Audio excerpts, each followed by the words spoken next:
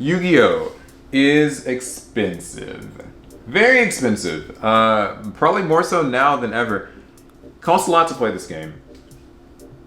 What's our take on that? Do you guys feel like the money that people have to pay to get into Yu-Gi-Oh! Like the price of entry, what do we think about? Would you say this game's like too expensive to get into? God, yes. No. To get into this game, all you need is to construct a deck of 40 cards. $10. To win at this game, you need to buy cards. But we're talking about entry. That wasn't the question, though. Yeah. So entry into the game is cheap. Now, for people who want to win and feel like they want to feel like they're competent. They want to go to locals and like be able to do decently. At the very least, you gotta buy 3 of whatever you normally would get. I guess 3 decks to make one good deck. But I'm not really a fan of that. I mean, even to be a local hero, I mean, you don't have to invest that much. Depends on the size of locals, though. You see some Ash Blossoms, that's all. Speaking of Ash Blossoms, oh wow, wonderful. Serendipitous. Brand new structure deck Soul Burner came out. Burn soul! With Salamangreats, I don't think they're that good. I do hear a common complaint from people that, it shouldn't cost like $100 to buy a deck and be able to win with said deck. How do you guys feel about the like kind of price tag of actually competing? No, it shouldn't.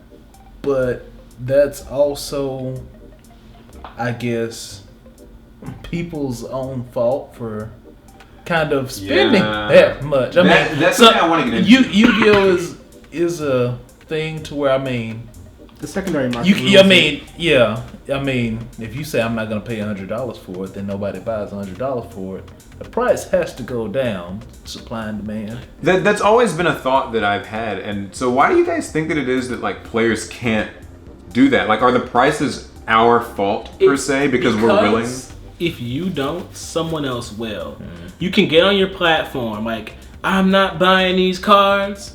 This deck is too expensive, so I'm not going to play it. Well, and then Joe Blow down the street will do it. He'll do it, and then so what do? Do you keep to your guns and just lose, or do you give in? It really gets bad at tournament venues when people need cards right that moment, and also the meta hype too kind of plays. Yeah, hype also gets in the way. Like Yu-Gi tubers.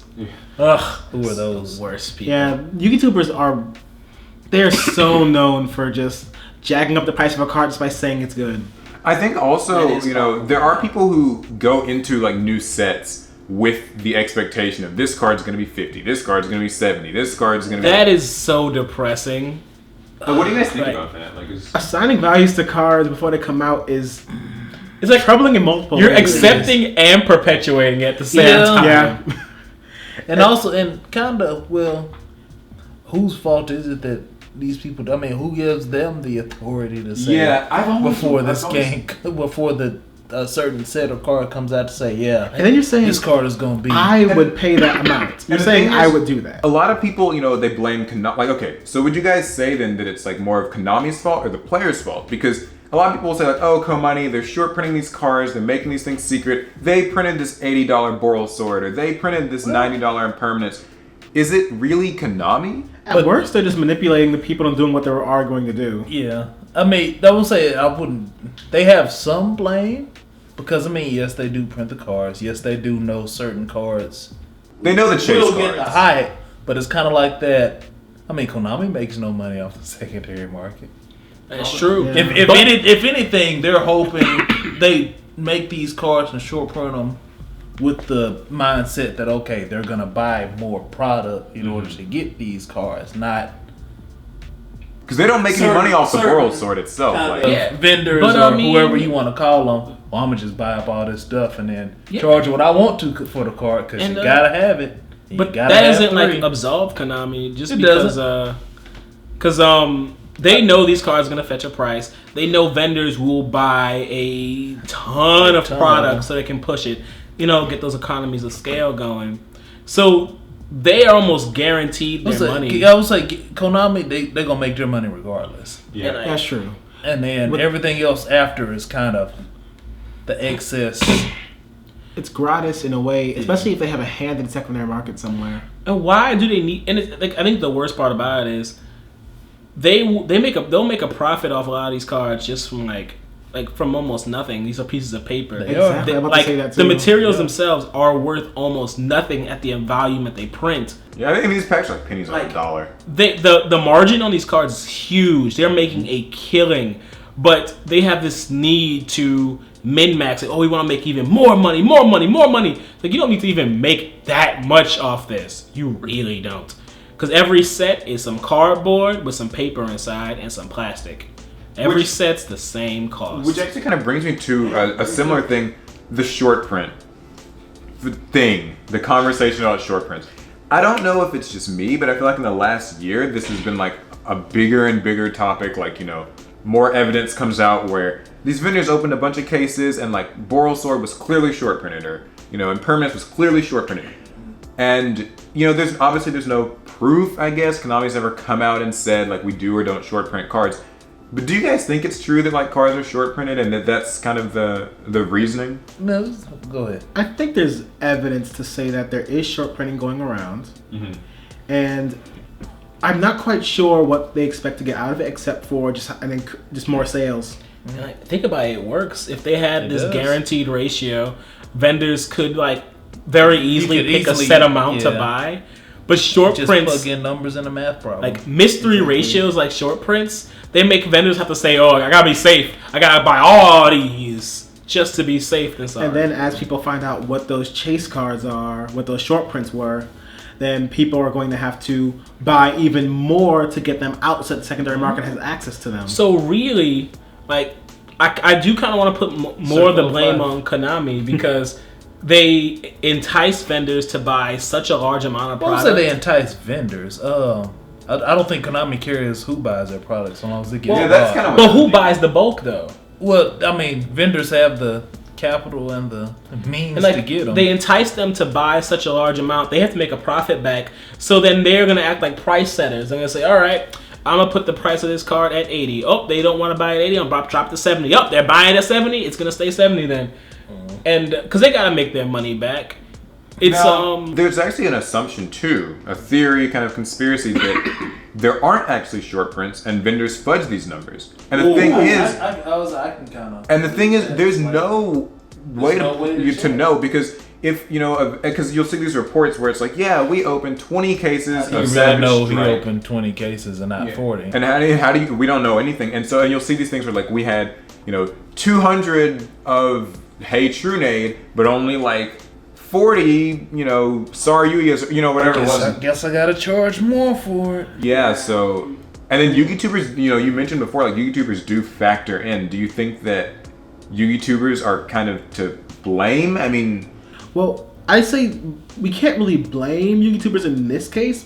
They play a part, but if a Yu-Gi-Tuber opens up a couple boxes and sees a vast difference in the ratios of certain cards, that can actually just be an artifact of not having pulled enough cards. Yeah, like how many boxes do you have to open, or how many cases do you have to open for there to be a set ratio? Yeah, for you to say, okay, this statistic. And really, we can't know.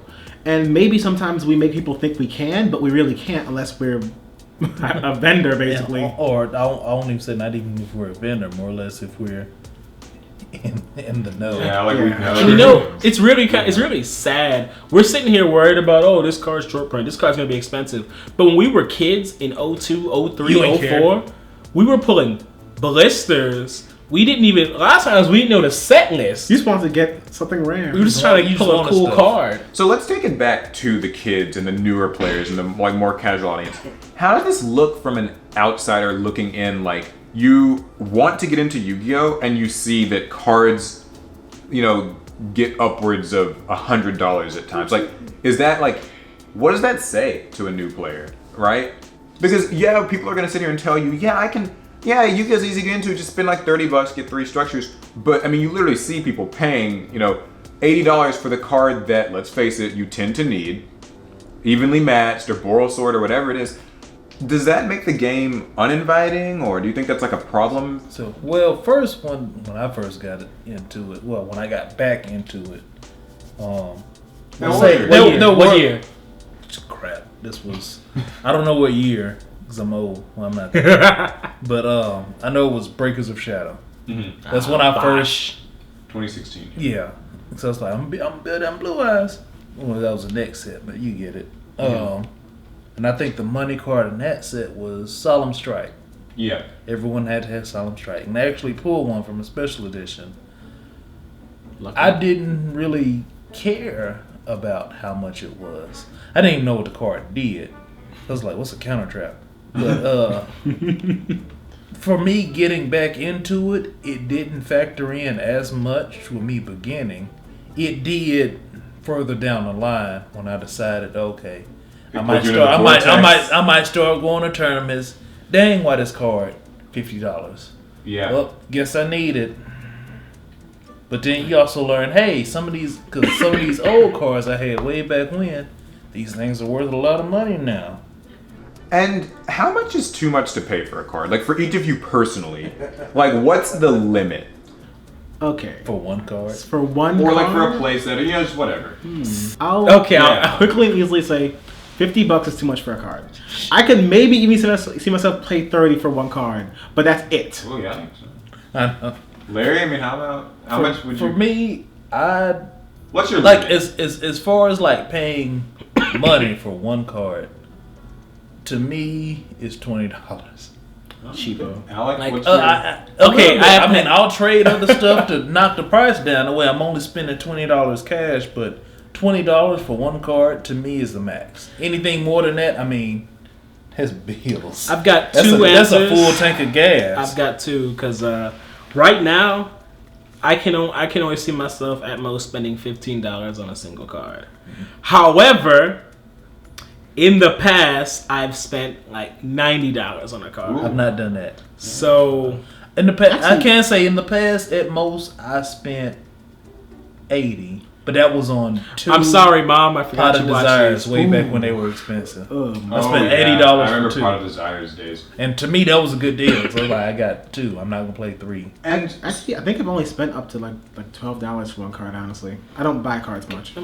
Now, the last thing I think that's really important that like a lot of people get so angry about with the whole card prices thing is when it's necessities, when it's staples, when it's the Pot of Desires or the Borreload that you are expected to have, the evenly matched, the impermanence, the cards where like if you want to play this game and like expect to win, you need these cards. Would the conversation be different if the prices were more on a like about collectibles? Like, oh, it's rare just because, you know, it's from the anime and stuff. Do you think that would make it more acceptable and that maybe the staple cards or the chase, you know what I mean? I do. Go ahead. Is it so like?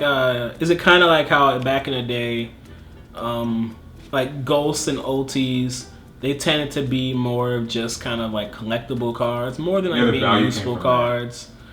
I know. I always like to remember the fact that Monster Born was a common, like at the beginning of this game.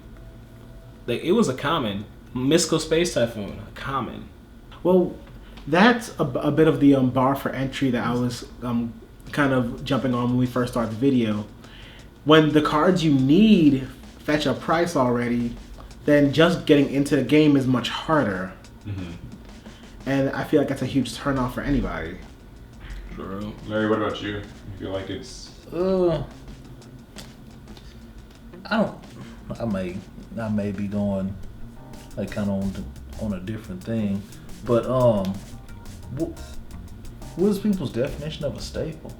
Because to me, some of those cards, at least to me, are necessities. They're kind of.